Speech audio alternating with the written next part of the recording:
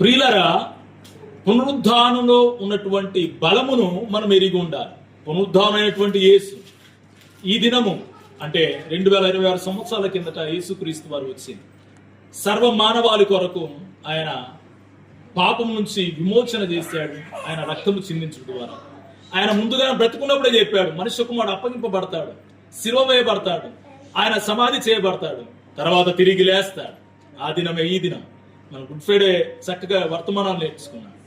Easter అనగా యేసు మృతులలో నుండి తిరిగి లేచుట, మరణమును జయించి తిరిగి లేచుట.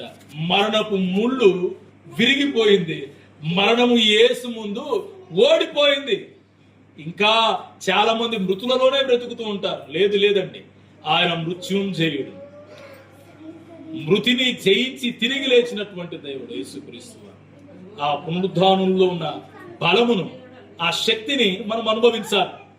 ఏంటి పునరుద్ధానంలో ఉన్నటువంటి శక్తి బలము అంటే? ప్రియులారా, పునరుద్ధానంలో ఉన్న శక్తి బలం ఏంటంటే యేసుక్రీస్తు వారు ఆయన పాపము మీద, మరణము మీద, అపవాది మీద ఆయన విజయాన్ని పొందాడు, జయాన్ని పొందాడు. మనం కూడా ఏం చేయాలంటే ప్రతిరోజు పాపాన్ని జయించాలి. దేవునికి స్తోత్రం, హల్లెలూయా. పాపంలో పడకూడదు. పాపాన్ని మనము జయించిన వారమై ఉండాలి, జయించిన వారమై ఉండాలి. ఈ మాటలన్నీ కూడా ఎక్కడ ఉంటాయంటే 1 కొరింథీ పత్రిక 15వ అధ్యాయంలో ఉంటది.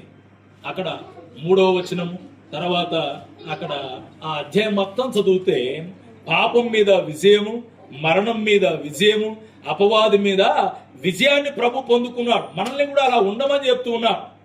మనం ఉండాలంటే మన వల్ల కాదు, కానీ మనం ఉండగలం.